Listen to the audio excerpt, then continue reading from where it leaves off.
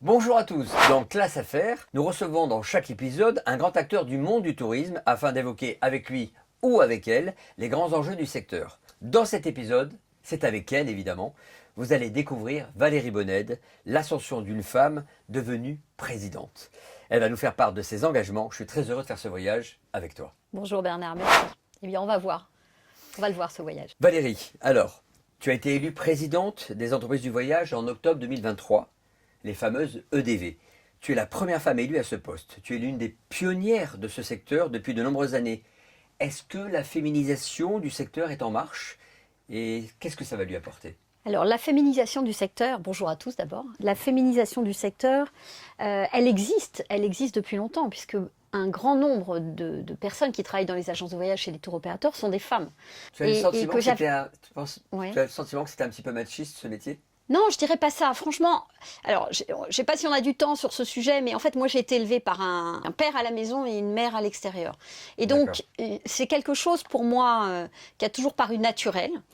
Donc, j'en ai pas fait un combat au sens propre du terme. C'est plutôt par le travail, effectivement, et la reconnaissance par le travail, que les choses me sont apparues naturelles. Et c'est le conseil que je donnerais.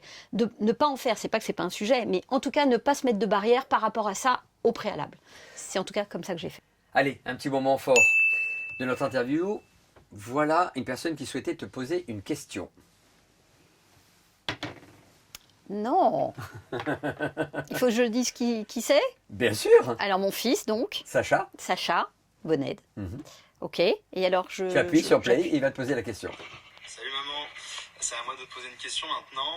Bon, on sait très bien qu'à la maison, tu aimes toujours garder les choses bien en main et contrôler toujours la situation. Et moi, je voulais savoir, à ton travail, comment tu fais pour toujours autant gérer chaque situation dans un milieu aussi masculin que le tourisme. Je te sens très ému. Ah oui, alors je m'attendais pas du tout effectivement à avoir une surprise. En plus que mon fils me pose une question sur cet angle-là.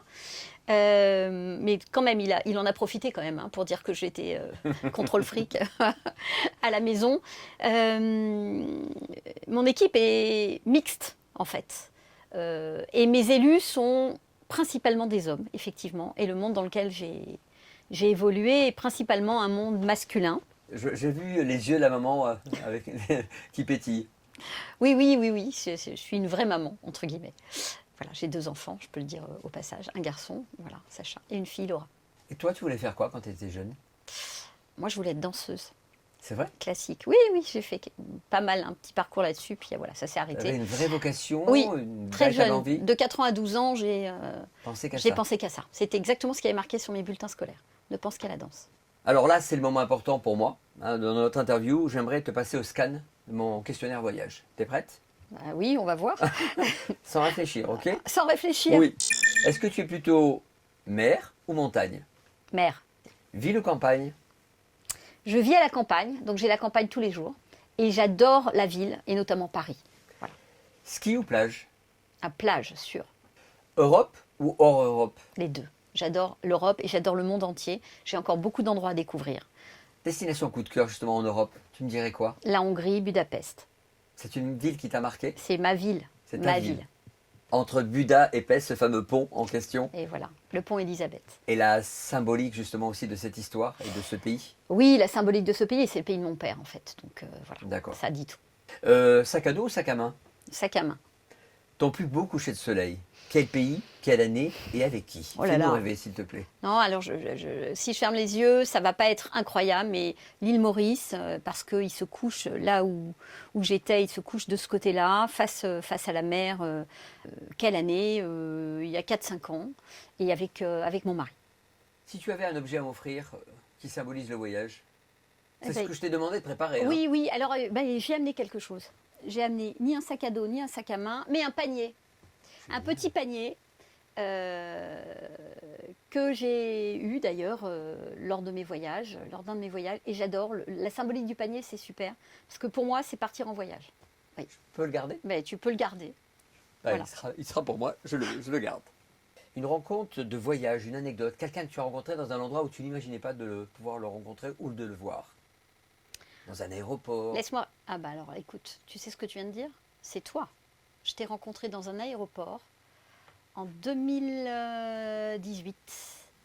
On faisait la queue pour embarquer, si tu te rappelles. Oui, je me rappelle Moi, maintenant. j'étais venue accompagner ma maman. Je vous promets que c'était pas prévu. Hein. Et toi, tu venais voir ton papa qui était là. Et on s'est rencontrés, on a parlé. Et ça a été un moment assez important parce qu'on a échangé sur des choses personnelles. On était tous les deux à des moments importants de Oui. notre vie. De notre vie pour nos parents, oui, je Ouais, me ouais. rappelle. Non, j'étais pas au courant de ta question. Mais tu vois, quand tu me dis dans un aéroport, c'est toi. Merci, ça me touche beaucoup et ça m'émeut parce que ça nous rappelle des souvenirs particuliers. Alors, on va conclure cette interview, Valérie. Selon toi, qui devrait être le prochain invité de cette interview et pourquoi? Alors, je réfléchis 2 secondes. Je pense qu'il faut quelqu'un qui soit spontané. Je pense que vraiment c'est hyper agréable ce format de discussion. Et puis pour que tu fasses un petit peu aussi d'acrobatie, je pense que tu devrais inviter Laurent Abitbol. C'est pas possible. Laurent, Oui, Laurent, parce qu'il a plein de choses à dire, parce qu'il est surprenant et touchant à la fois. Et parce que voilà, je pense président que de c'est Selecto, président d'Avas, mon ami en plus. vice-président de la PST. Ah, en plus. Voilà. Donc tu penses que c'est le bon choix? Je te demande, c'est une bonne idée ou pas? C'est une super idée, mais bon, je ne voudrais pas qu'elle soit initiée par moi, donc ça me touche que tu l'évoques, parce que ça, on n'avait pas évoqué ensemble. Eh ben non, on n'a rien préparé. Donc, Bon, Laurent, si tu nous entends, merci Valérie. merci et on à se- toi, Bernard. Et on se retrouve pour un prochain Classe Affaires.